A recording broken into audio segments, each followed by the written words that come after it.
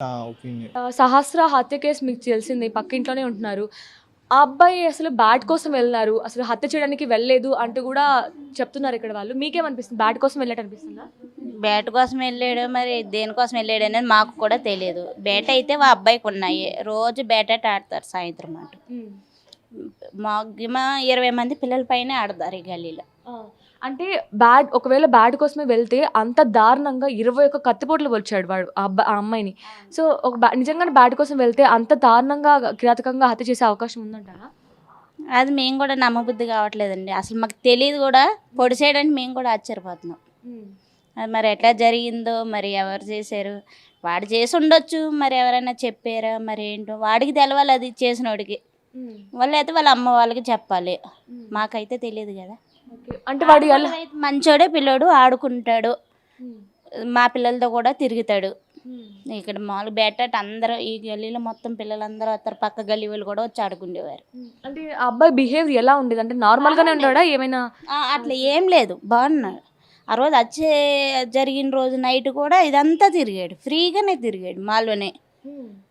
Police వాళ్ళని కూడా పిలుచుకొచ్చాడు. Okay, పిలుచుకురమ్మంటే వాళ్ళని పిలుచుకురా, వీళ్ళని పిలుచుకురా అంటే పిలుచుకొచ్చాడు.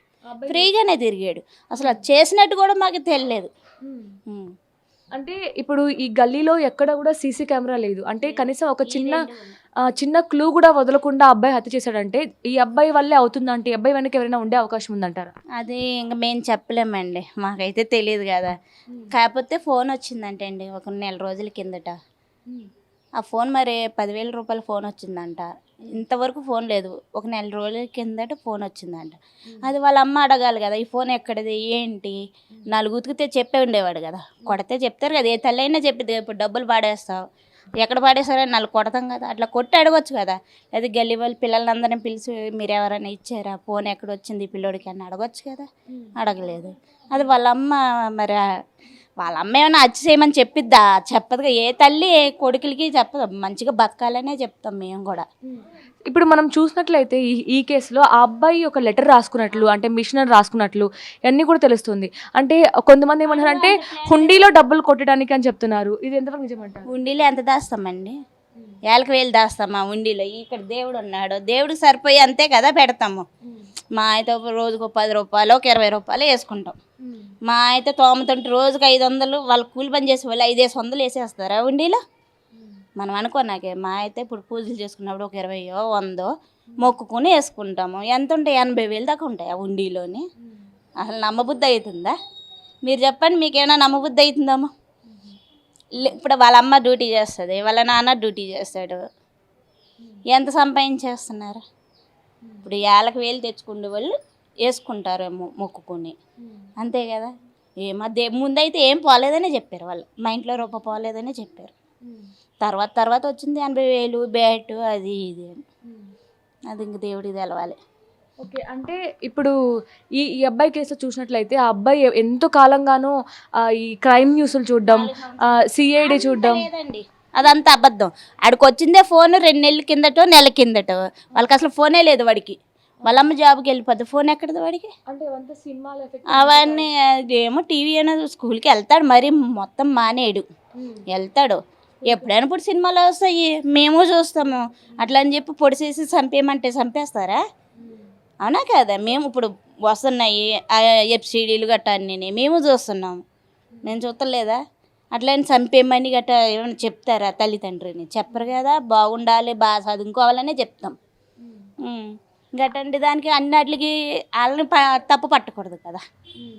అది ఏమో మరి ఏ ఉద్దేశంతో చేసాడు వాడికే తెలవాలి, అది చేసినోడికే తెలవాలి, పైన దేవుడికి తెలవాలి.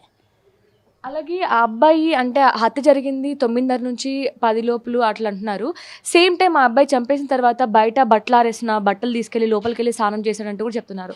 అంటే అప్పుడు కూడా వాళ్ళ అమ్మకి డౌట్ రాలేదా? అంటే లేదండి, వాళ్ళ అమ్మ లేదు. వాళ్ళ అమ్మ అది జాబ్ చేస్తుంది, ఎక్కడో సూపర్వైజర్ జాబ్ ఐక్యలో.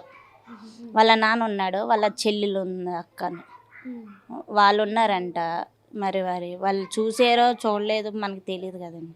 ఇప్పుడు చూసినా చెప్పరు కదా అంత ధైర్యంగానే. ఇప్పుడు సొంత కొడుకును పోగొట్టుకోలేరు కదా. కానీ అప్పుడే చెప్పి ఎవరో ఒకళ్ళు కాళ్ళు పట్టుకుని బతిమాలుకుంటే ఇంత దాకా వచ్చి ఉండేది కాదమ్మో. మేము కూడా అదే అనుకుంటున్నాం.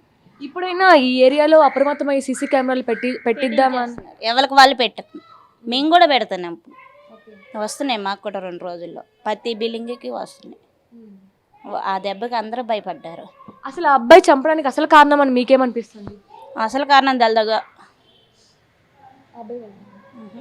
ఈ పిల్లలందరూ ఆడుకుండేవారు, ఈ పిల్లలతోని గట్టని చిన్న పిల్లలతో ఆడుకుండేవాడు వాడు. అట్లాంటిది మరి ఎట్లా జరిగిందో ఏంటో మాకే అర్థం కావట్లేదు. అందరికీ జ్వరాలు కూడా వచ్చేసినాయి పిల్లలందరికీ భయపడి.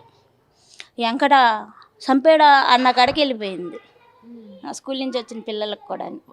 ఆ పిల్లడి పేరు వెంకటనే తెలుసు మాకు ఇక్కడ.